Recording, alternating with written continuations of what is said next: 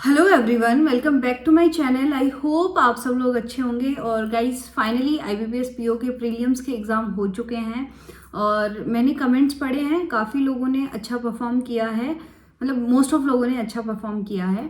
और अब डेफिनेटली आप सब प्री दे के आ चुके हैं और आपने कल रेस्ट भी कर लिया है, कल एग्ज़ाम ख़त्म हो गए थे। तो आज आपके मन में सबसे पहले यही होगा कि मैम हमारा चांस है कि हमारा प्री क्लियर हो जाएगा, तो अब मेंस के लिए हमें क्या करना चाहिए। डेफिनेटली ये वाला क्वेश्चन है। और साथ में पता है क्या इशू है कि मेंस तो है ही आईबीपीएस पीओ का, उसके साथ साथ अपना एसबीआई क्लर्क का प्रीलिम्स भी बीच में आ जाएगा। तो ऐसी क्या स्ट्रेटजी बनाएं कि जिससे हमारा प्री भी साथ में हम तैयारी कर सकें और मेंस की भी हम बहुत अच्छी तैयारी कर सकें, जिसमें सिलेक्शन की हायर पॉसिबिलिटी हो जाए, है ना। तो गाइस बिना टाइम वेस्ट किए मैं सीधा आपको एक रूटीन बता देती हूँ। मैंने नोट डाउन किया है, जो डेट है उसके अकॉर्डिंग 40 डेज अपने पास अराउंड है। तो 40 डेज में मैं बता दूंगी आपको क्या करना है। बस आपको वो रूटीन फॉलो करना है, उसके अलावा आपको कुछ भी एक्स्ट्रा नहीं करना है, ठीक है। लिमिटेड पढ़ेंगे और लिमिटेड चीज़ों से ही मैक्सिमम मार्क्स लाने की कोशिश करेंगे, ठीक है। तो गाइज ये देखिए, अपन सीधा शुरू करते हैं। आईबीपीएस पीओ मेंस 2022 26 नवंबर को अपना मेंस शेड्यूल है, इसका मेंस का एग्ज़ाम। और अभी है, आज है 17 अक्टूबर, तो अपने पास 1 महीना 9-10 दिन यदि मैं मानूं तो अपने पास 40 डेज के करीब है। लेकिन इसमें से हम 2-3 दिन दिवाली वाले निकाल देते हैं, तो अपने पास 35 डेज या 30 डेज मैं मानूंगी कि अपने पास अभी प्रिपरेशन के हैं। तो अब आपको क्या करना है ना, ऐसी कोई प्रिपरेशन जो आपको सबसे ज़्यादा आउटपुट देगी, है ना। तो हम सबसे पहले देखो आपको क्या करना है, एक मेंस लेवल मॉक देना है, उसका एनालाइज करना है, ठीक है। और डेली नहीं देना है। तो गाइस डेली मॉक नहीं देना आपको। डेली मॉक दोगे ना तो आपको उसका एनालाइज करने में भी टाइम लगेगा, और मेंस लेवल मॉक है तो एनालाइज करने में और ज़्यादा टाइम लगेगा। और यदि हम डेली देंगे ना तो हम इतने फ्रस्ट्रेट हो जाएंगे उससे, और अपनी जो प्रोडक्टिविटी है ना वो कहीं ना कहीं कम हो जाएगी, और फिर हम जीके के लिए बिल्कुल भी फोकस नहीं कर पाएंगे, जो कि करंट बहुत इंपॉर्टेंट है। और बहुत सारे एस्पिरेंट है जिन्होंने अभी करंट स्टार्ट भी नहीं किया है, तो फिर हम करंट कब करेंगे। तो इसलिए आपको डेली मॉक नहीं देना है। आप 2-3 दिन में एक मेंस लेवल का मॉक दोगे, उसका अच्छे से एनालाइज करोगे। सबसे पहले आपने मॉक दिया, मॉक लगाया, जितने आपसे बने उतना ठीक है। उसके बाद सेकंड जो मॉक नज़र से निकालोगे सारे क्वेश्चन, वो ऐसे होंगे कि आप उनका सॉल्यूशन नहीं देखोगे, बस ट्राई करोगे खुद करने की, ठीक है। खुद से बन रहे हैं मतलब वेल एंड गुड है, उसके अलावा आपको कुछ नहीं करना है। जो नहीं बन रहे हैं उसका हम सॉल्यूशन देखेंगे, उसके हम तरीका देखेंगे कि हमसे क्यों नहीं बना, व्हाट वाज द रीजन, हम कहाँ लैग कर रहे थे, हमने क्या चीज़ थी, जो कॉन्सेप्ट था जो हमारे दिमाग में नहीं आया, जो कि वहां अप्लाई हो रहा था, ठीक है। ये चीज़ों का ध्यान रखेंगे अपना। और उसके बाद देखो गाइस क्या है ना, आपको ना एक चीज़ मैं बस पहले बता देती हूँ कि आईबीपीएस पीओ और एसबीआई पीओ मेंस जो एग्जाम होते हैं ना, ये अपने बाकी मेंस की तरह नहीं होते हैं। जैसे एसबीआई क्लर्क हुआ, आरआरबी पीओ हुआ, आरआरबी क्लर्क हुआ और आईबीपीएस क्लर्क हुआ, ऐसे मेंस लेवल नहीं होता है। कि ऐसे नहीं कि आप आके मुझे बोलोगे कि मैम हमने क्वांट में 30 किए हैं या 25 किए हैं, या फिर मैंने रीजनिंग में 30 किए हैं।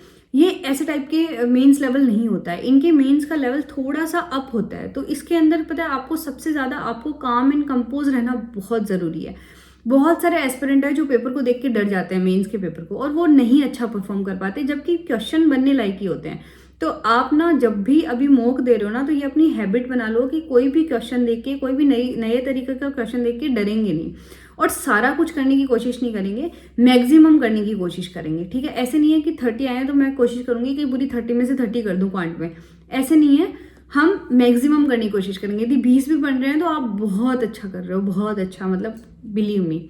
आप यदि आईबीपीएस पीओ मेंस और एसबीआई पीओ मेंस में 20 क्वेश्चन भी क्वांट के कर लेते हो ना, तो आप बहुत अच्छा कर रहे हो, ठीक है।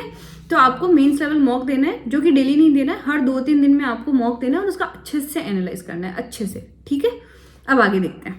तो गाइज ये यहाँ मैंने लिखा है, try to do it without timer in second attempt. मतलब फर्स्ट में आपने दे दिया टाइमर के साथ और ट्राई किया कि आपसे जितने क्वेश्चन बने आपने किए।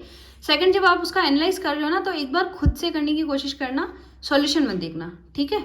खुद से आप ट्राई करना कि सारे क्वेश्चन बन रहे या नहीं बने, और यदि बन रहे हैं वो अच्छी चीज़ है। आपको उस पर ज़्यादा सोचना नहीं है कि मुझे फर्स्ट में क्यों नहीं बने, क्योंकि वो धीरे धीरे आपको हैबिट बिल्ड करनी पड़ेगी कि ये बन सकते थे, तो मेरा क्या माइंडसेट था नहीं बनने का, क्या मैं पैनिक हो गया था, क्या मैं डर गया था क्वेश्चन को देख के, ये सारी चीज़ें आपको एनालाइज करनी पड़ेगी, ठीक है। और उसके आपको काम करना है, नेक्स्ट मॉक में ही उसको इम्प्रूव करने लग जाना है, ओके। उसके अलावा हम क्या करेंगे, ये तो हो गया, देखो ये आप अल्टरनेट डे मतलब या 2-3 दिन के गैप में दोगे तो इसमें ज़्यादा टाइम अपना जाएगा नहीं।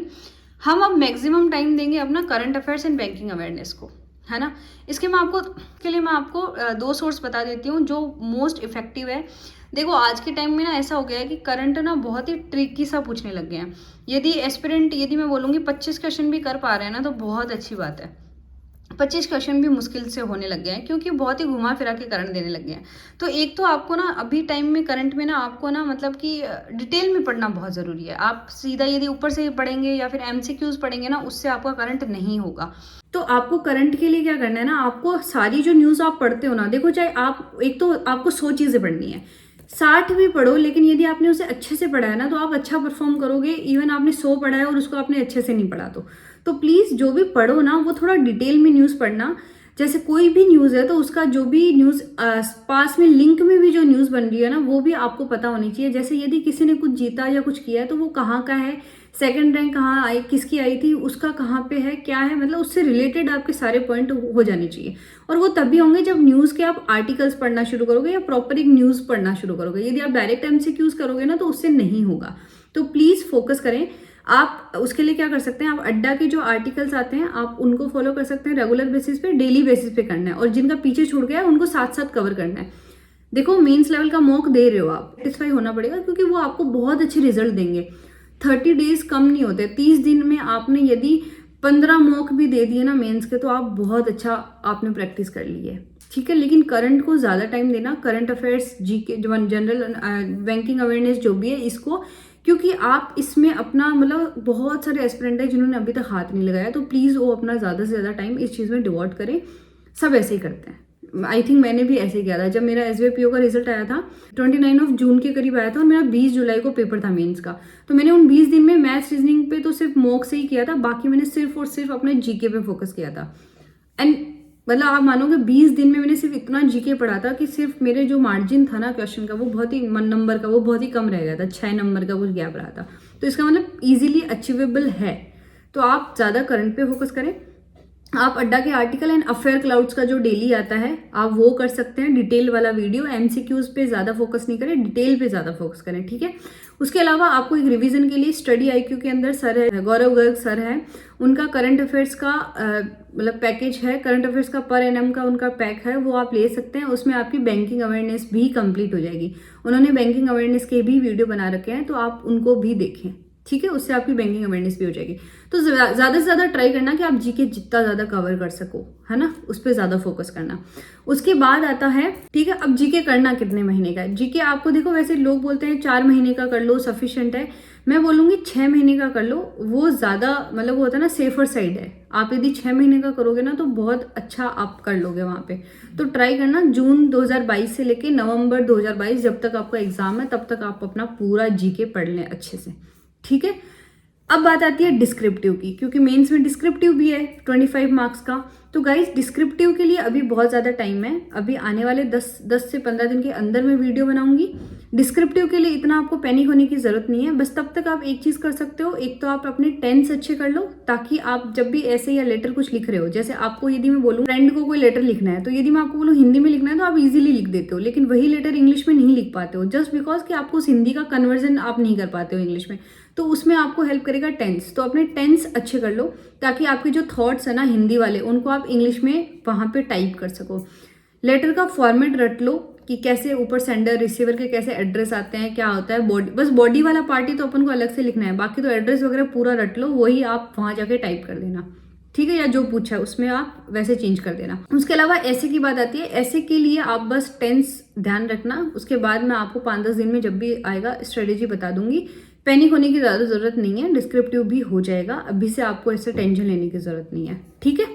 अब गाइस IBPS PO का मैंने आपको बता दिया है, मॉक इज सफिशिएंट। आपको अलग से कोई भी क्वेश्चन की प्रैक्टिस करना या फिर मैम मैं 5-5 क्वेश्चन DI ले लेती हूँ, ये ले लेती हूँ, इस पे ज़्यादा फोकस मत करना। जो मॉक के जो क्वेश्चन होते हैं ना वो आपको सबसे ज़्यादा हेल्प करते हैं, क्योंकि जो भी मॉक बनाते हैं वो एग्जाम पैटर्न को लेके ही बनाते हैं, तो वो आपको बहुत ज़्यादा हेल्पफुल होता है। तो आप जो भी मॉक दे रहे हैं ना उसको बस अच्छे से आपने यदि एनालाइज कर लिया ना, उस पर काम कर लिया ना, तो आप मतलब वहीं से आपकी मेंस की प्रिपरेशन हो जाएगी, आपको कुछ भी अलग से पढ़ने की जरूरत नहीं पड़ेगी। अब मैं आपको कुछ चीज़ें बता देती हूँ। जैसे आपको पजल में है ना एक चीज़ ध्यान रखना, 4 वेरिएबल की जो पजल है ना उस पर थोड़ा फोकस कर लेना। नहीं करते भी आप दिन की 2 या 4 वेरिएबल वाली पजल सॉल्व कर लेना रीजनिंग के लिए, ठीक है। और मेंस के लिए क्वांट के लिए आपको ना बस 2-3 डीआई के पैटर्न बता देती हूँ। एक तो मिसिंग नंबर डीआई, उसको आप करने लग जाओ, एक भी रोज की करोगे दैट इज सफिशिएंट। अर्थमेटिक की डीआई कोई भी एक रोज की करोगे that is sufficient. Radar DI जो आती है उसमें आप कैसे डेटा पिक करते हो या कैसे उसमें डेटा निकालते हैं हम रडार डीआई से, वो थोड़ा ध्यान रख लेना। ये 2-3 टाइप की डीआई होती है जो थोड़ी सी ट्रिकी होती है और वहां पे हम कंफ्यूज हो जाते हैं और हमें डर लगने लग जाता है कि यार ये तो मिसिंग नंबर दे दिया, अब तो ये बनेगी नहीं, या फिर ये तो रडार दे दिया, इसमें तो मुझे डेटा लेना ही नहीं आता, ठीक है। तो ये 3-4 टाइप है जो आप थोड़ा सा अच्छे से कर लेना, कहीं से भी पिक कर लेना, आप रैंडम कहीं से भी उठा के मेंस लेवल की आप ये वाली डीआई कर सकते हो, ठीक है। अब गाइज आईबीपीएस पीओ मेंस है डेफिनेटली, और उसके साथ साथ अपना एसबीआई क्लर्क का प्री भी आ रहा है। तो मैं बस आपको एक चीज बताना चाहूंगी, देखो एसबीआई आपने ऑलरेडी आईबीपीएस पीओ का प्री क्लियर किया है, या फिर आप आईबीपीएस पीओ के प्री में बस थोड़े से मार्जिन से रहे हुए हो, या फिर नहीं भी रहे हो, जो भी आप है ना कि आप निकाल दोगे, तो एक चीज ध्यान रखो, जब आपका प्री निकल गया ना ये वाला, तो डेफिनेटली आपके आने वाले प्री भी निकल जाएंगे। बस आपको एक चीज ध्यान रखनी है कि जो स्पीड होती है ना प्री की, वो कंटिन्यू रखनी है। और उसको कंटिन्यू रखने के लिए आप क्या करोगे, रोज आप एक प्री लेवल का जो भी है मॉक दे सकते हो, एंड जो मैंने आपको बताई थी अड्डा ऐप पे जो फ्री क्विजेज है प्री की, वो आप देते रहिए। वो आप रोज के यदि 1.5-2 घंटे वो क्विज दे देंगे तो आपका प्री का ऑटोमेटिक आपका साथ में चलता रहेगा, दैट इज सफिशिएंट। यदि आपने आईबीपीएस पीओ प्री क्लियर कर लिया तो इतना बहुत है। आप यदि रोज का 1.5 से 2 घंटा दे रहे हैं ना प्री के लिए, दैट इज सफिशिएंट, उससे हो जाएगा, ठीक है। तो आईबीपीएस पीओ के लिए मैंने आपको सब कुछ बता दिया गाइज। बस ना मैंने दोनों मेंस दिए हैं, तो मैं आपको ना अपने पर्सनल एक्सपीरियंस से बस एक ही चीज बताना चाहूंगी कि आप जैसे होता है ना कि 5 डीआई कर लूंगी, 5 पजल कर लूंगी, उससे ज्यादा आप फोकस करना मॉक से करने की। क्योंकि देखो आप एग्जाम में ना, ये दोनों एग्जाम ना आपकी मेंटल पीस जो होता है ना, मेंटल जो आपकी कामनेस है माइंड की, या फिर आप जो पैनिक सिचुएशन होती है ना, इनसे आप यदि अपने आप को वो होता है ना, इनसे आपने फेस कर ली ना चीजें, जैसे आप काम रह गए, आप पैनिक नहीं हुए पेपर देख के, आप डरे नहीं पेपर देख के, तो आपका आधा पेपर, आधी बैटल आपकी वहीं पे ही आप जीत जाओगे। क्योंकि ना ये पेपर ही ऐसे होते हैं। इस पेपर में आपके साथ ऐसा नहीं होगा कि आपको मैक्सिमम क्वेश्चन आ रहे होंगे, बस इस पेपर में आपको होगा कि आपको बहुत ही लिमिटेड क्वेश्चन बन रहे होंगे आपसे।